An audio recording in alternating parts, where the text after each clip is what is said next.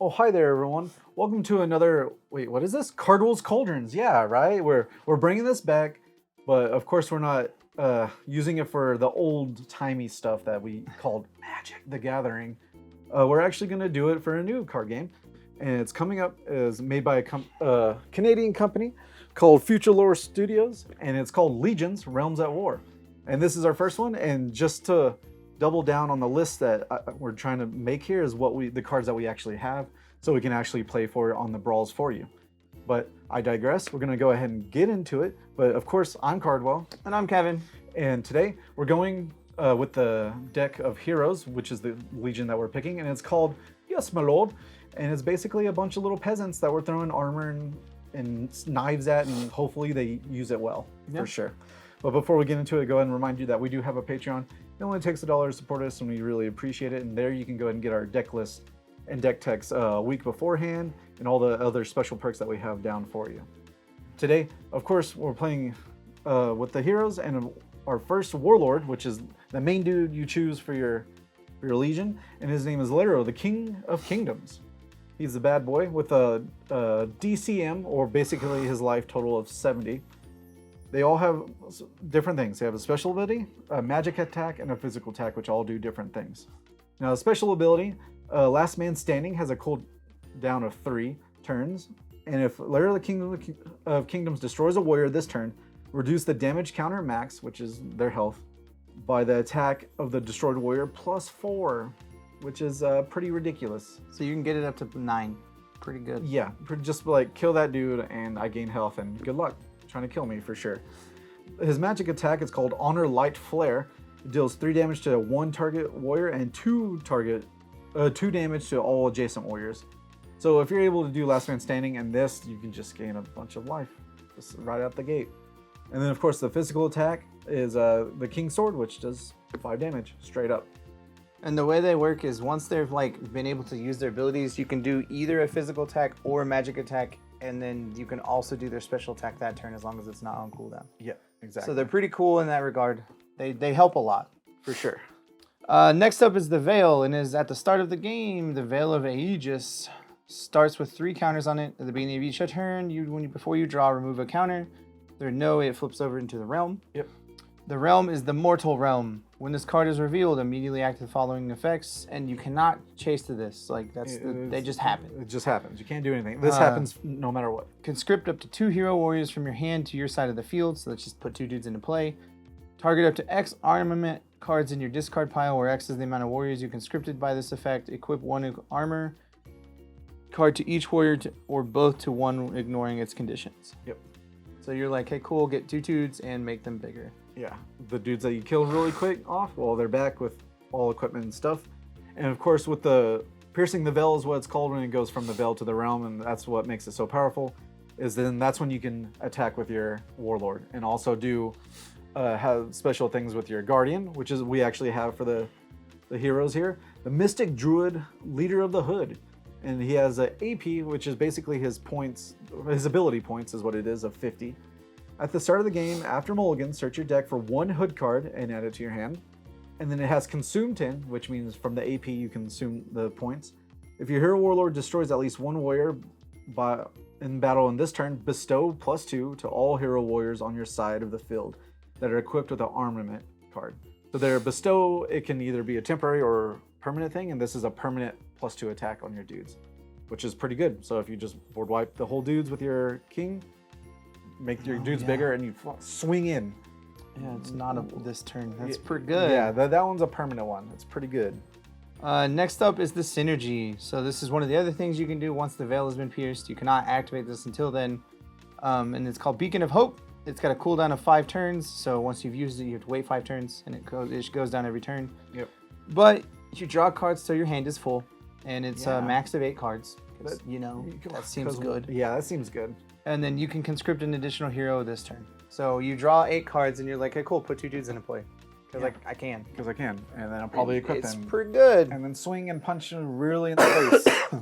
Now, the first one of our warriors here is Elijah, Monk of the Resistance. It has an attack 1, but all attack 1s have abilities, which is why I did this with armaments to make them bigger. But his ability is Wisdom. When the warrior enters the play, the controlling player looks at the top 2 cards of their deck, then add 1 to their hand and 1 at the bottom of their deck. Just a simple draw an extra card for a dude. Next up is Smokey, the Vagabond of the Resistance. He's got Plunder. When this warrior enters the play, the controlling player offers their deck to an opponent to cut. The opponent cuts the deck, and the controlling player draws a card from the pile the deck was cut to. You then return the card back to its original position. Yep. So you get to draw a card from like the middle of the deck, which is kind of odd, but it's what it is. It works, and it helps with cheating pretty much, was what we kind of discovered, if there was any cheating of that sort. And then plus, you draw an extra card just by playing this dude. All right, the other warrior, of course, is Vinlo, the Forger of the Resistance. Attack 1, of course. He has Retrieve. When this warrior enters the play, the controlling player targets 1 unified or fortified card in their discard pile and adds it to the target to their hand. I don't like that card. Yeah, That card's good. Yeah, the card's real good. Oh, that good old strong sword that I need. Yeah, it's in my hand now. Any unified that did something or fortified, you're just like, I want it back. Yeah, and unifieds and fortifieds can be played as many as you can in your hand, Yeah, which is awesome. up to 5, but yeah.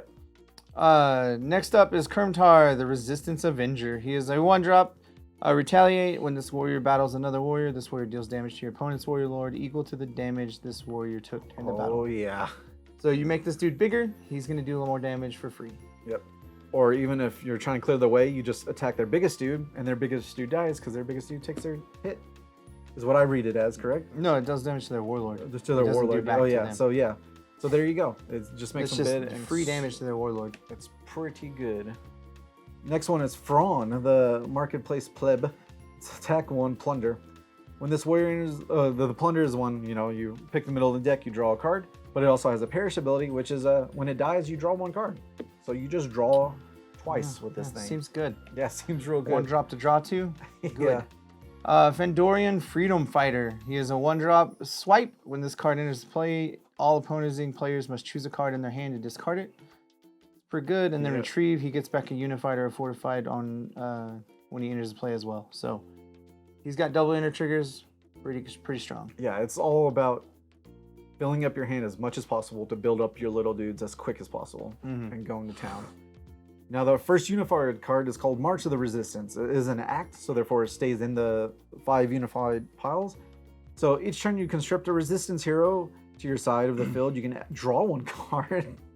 And then once per turn, you can pay Bloodborne 2, which is take 2 damage to your DMC of your Warlord, and conscript an additional resistance hero from your hand to your side of the field. And then you can only control 1 face-up March of the Resistance, but still, to be able to play an extra dude and draw 2 cards because of that wins. I think that's ridiculous. Oh, yeah, because the top one doesn't have there's no stipulation, Yeah. it's just each time. Each time you do it. Gross. Yep. Next is Help from the Hood. It is a unified. Search your deck for up to 3 armament cards, send them all to the discard pile. You can pay Bloodborne 6, so you take 6, and eradicate this card from your discard pile to activate the following effect. Target warriors on the field equal to half the number of armament cards in your discard pile, different names rounded down. Destroy the targeted warriors. Yeah. So if you have multiple armaments with different names, you're just like, cool, kill those dudes. Yeah. Just board wipe you real quick. Yeah. And I'll just go at it. The next unified, of course, is Power Bond of the Resistance. It is activate this card only if all hero warriors you control are resistant hero warriors. And then you get to bestow plus X attack to all warriors on your side of the field at the end of turn, where X is the amount of hero warriors you currently have on your side of the field. So it's just a bunch of dudes that you have, and they just get bigger and swing in. Simple as that. Next unified is the Resistance Raises an Army. As a cost to play this card, discard 2 cards from your hand. Search your deck for up to 3 Resistance hero cards with attack 1. Add the search cards to your hand. Then conscript an additional hero this turn. Yeah. So you're losing 2 to draw 3 technically, so you don't really lose any value. No. But you get a free dude, so it's pretty good card. Yeah. I think it's worth doing that, honestly. And with so many things to get your armaments back from the graveyard, and all the armaments actually have things in the graveyard that come back, you're not really losing much value. Yeah. You're just gaining 3 dudes. With Unified, here's one of them. It is an arm, so it stays in place. Shield of the Unifying Valour. This card equips to a hero warrior you control. If the equipped warrior were to be destroyed by battle or card effect, destroy this card instead. And then you can only control 1 equipped shield. And then if this card is in your discard pile, except the turn it was sent there, you can target 1 hero on the side of the field, equip it to the target warrior. That's it. No other stipulation. Just there you go. And you're like, cool, this comes back. This comes back, and you can't be destroyed again. Pelt of a Lion. It is a unified arm. This card equips to a hero warrior you control. Bestow +2 attack to the equipped warrior. The equipped warrior cannot be targeted by an opponent's unified or fortified cards. And then if this card is in your discard pile, except the turn it was sent there, you may target one hero warrior you control and pay Bloodborne 2. Equip this to the targeted warrior. Yeah. So it seems like all the warriors or all the equipments are going to do that. Or so far they have. It's pretty good ability just to be like, hey, cool, this is in play for free. Bloodborne 2 is not that big of a Yeah, cost cool. at And you all. get to heal it back with your own ability, so it doesn't really matter. Yeah, exactly. So Hopebringer, Sword of the Resistance, is another arm. This card equips a resistance hero you control. Bestow +5 attack to the equipped warrior. The equipped warrior can also attack an additional warrior each turn. So, and if this card is in the discard pile, except for the turn it's sent there, you can target one hero of the resistance and pay Bloodborne 5 and equip it. That's it. So yeah, you can like, pow, kill 2 dudes, it dies, then you just bestow, and then next turn bestow it on a dude and take out 2 more dudes, and it's just ridiculous. That's pretty good, yeah. Yeah, it's ridiculous. The next unified we have is Second Chance. It is one of the ones that you're gonna do for just like extra stuff. Target warrior in a discard pile, retrieve the targeted warrior to your side of the field. Simple as that. So you're playing a lot of little dudes, your little dudes are gonna die. It's how it is. But this helps you get them back. So you're just like, oh, get a dude back. And with that, the next one is Moravine's Ancient Text.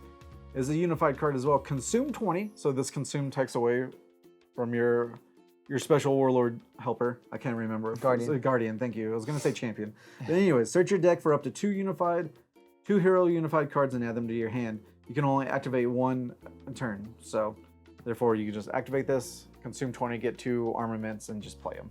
Yeah, and you can do it again next turn. Yep. Pretty good. Next unified is among the ranks of the resistance. It is Bloodborne 8, so you're paying 8 life as additional cost to play this card. Discard 2 cards from your hand. Kind of hefty cost. Yep. Search your deck for a Northern Battalion or Resistance hero warrior 4 or less. Conscript the warrior to your side of the field. You can conscript up to 2 additional hero warriors from your hand this turn. That's why it costs a lot, because you're getting 3 free dudes. Yeah. Just like you play your dude, you play this, you get 3 additional dudes, and then you just go to town. Yeah, 1 you search for, and the other 2 you can get from your hand for free. So it's pretty nice. Exactly. And the next unified is an arm as well. The tall shield from the ancient Stormheld. And this card equips to a hero warrior you control. Bestow +8 attack to the target warrior, and the warrior gains blockade. But that makes it this warrior cannot attack. If this card is in your discard pile, except for the time it was put in, the hero warrior on your side of the field, equip this card to the target warrior. You only have 1 warrior equipped with tall shield ancient at a time. So when your dudes are like swarming at you really well, you just want to have a dude that blocks no matter what you can do, so it doesn't get to your warlord. And this is what helps it do it. Yeah, it gives it +8, so it's going to take a few hits. Yeah. And they have to get through it to get to your warlord, so it's kind of good. Next unified, Aided by the Squire. It is activate this card only if an opponent has more warriors on the field than you have on your side.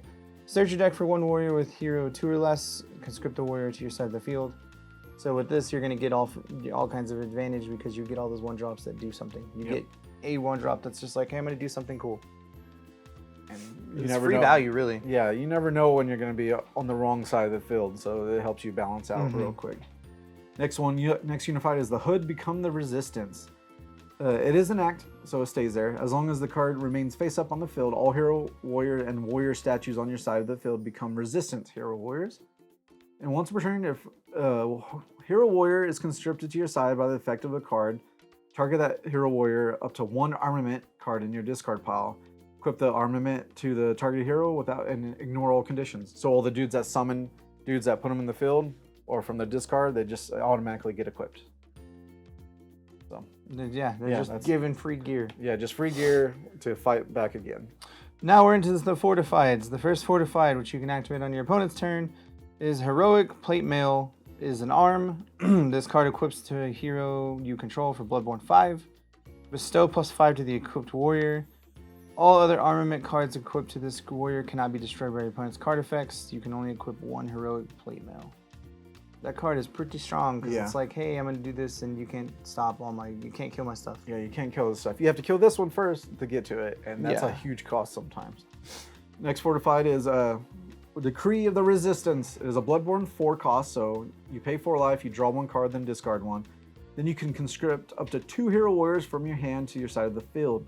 If this card is in discard pile, except the turn that was put in there, you can eradicate this card, put it in the void, search your deck for 1 resistance unified card and add it to your hand. So it could be an act or whatever.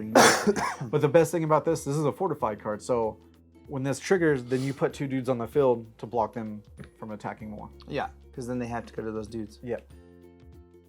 Next fortified, Hidden Hands of the Hood.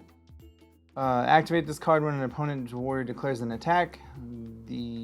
Target 2 armament cards in your discard pile and shuffle them back into your deck. Negate the attacking warrior's attack and destroy the warrior. Yeah. If this card is in your discard pile, you can add 1 hood card from your hand to add this card to your hand. You can discard 1 hood card from your hand to add this to your hand. Yeah, they keep killing their dudes. So yeah, this allows you to keep killing their dudes and just gives you a free way to get armament cards back and destroy a dude. Yeah. Seems real good. Yeah. Next fortified card is the Glinting Lance of Xeon. It is an armament, so this card can be equipped to a hero warrior to your side of the field with attack 4 or less, which we got. Bestow +4 attack to equipped warrior. You can only control 1 face-up lance, and if this card leaves the field, you can target 1 card on the field, destroy a targeted card. So they're unified, they're fortified, whatever's on the field, you're like, that thing's dead when my guy dies. That's pretty good. Yeah, it's pretty solid. Next fortified, Barrel Bomb from the Hood. Bloodborne 4, target up to 2 armament cards you currently have equipped to hero warriors on your side of the field, destroy the targeted cards. Yeah. Okay. Deal X plus 2 damage to all warriors on an opposing player's side of the field, where X is the amount of armament cards that were destroyed this effect. So it's pretty good. You kill 2 of your armaments to kill their board, which is pretty nice. Yeah. Because you're going to get those back, or next turn you get to use those abilities that they have when they come back into play. Just come back to play, so it's pretty solid for that part. The next one is Wall of the Grand Resistance. It is another fortified. Manifest up to 3 warrior statues, hero warrior tokens, that with attack 5 with blockade. And of course, this warrior cannot attack on the side of the field. Then draw 1 card for each warrior statue on your side of the field. So you minimum draw 3. And then if you control 5 warrior statues of this card effect resolves, you deal 2 damage to all other warriors on the field. So therefore, you're just like making sure you're not dying at all, ever. And this makes and then this can fill up your hand pretty quick too. That's pretty good. Pretty strong Yeah, card. it's a pretty strong thing. Next fortified, the Magic Shifting Sands. It is Bloodborne 3. Negate the conscription of a warrior with attack 3 or less and destroy it. Yeah. It's pretty strong just to be like, hey, no, kill your dude. This is, I think it was called the Other Realms or whatever. This is a gray realm where you can use it on all decks, and I felt like this is pretty good. Yeah, it'll probably get used a lot because it's pretty strong. It's pretty just strong in general for sure.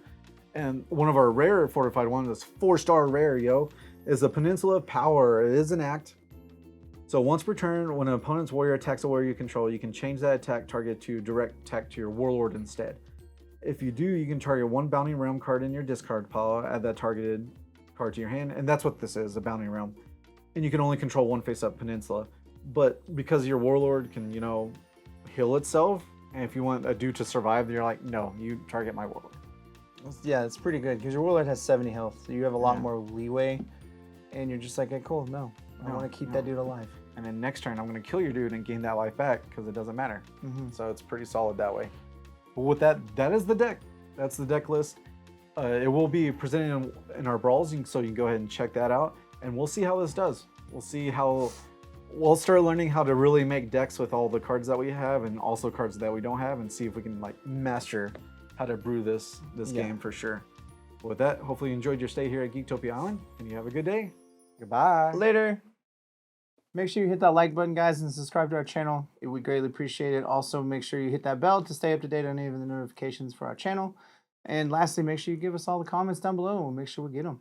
And just to remind you that we do have a Patreon. It only takes $1 to subscribe. But for those Mythic and above Patrons, we like to give you a super thanks. And that would be Ryan and Magic Dragon Games. We appreciate it. Thank you very much. Thank you, guys. We love you.